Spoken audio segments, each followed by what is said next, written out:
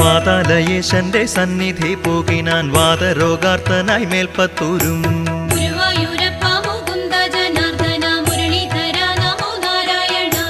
നാരായണീയം രചിച്ചൊരു നേരത്ത് കാരണപുരുഷൻ നീക്കി ദീനം.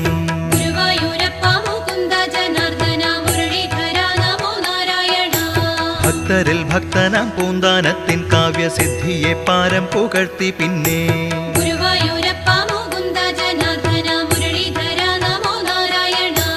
വൈകുണ്ഠം തന്നിലേക്കുടലോടെ കൊണ്ടുപോയി വൈകുണ്ഠനാഥൻ അനുഗ്രഹിച്ചു.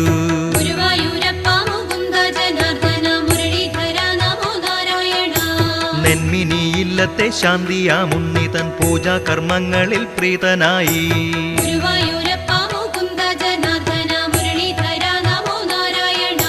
സംഭാരമുപ്പുമാങ്ങാദികൾ കൂട്ടിയും നേദിച്ച ചോറുണ്ടു ദാമോ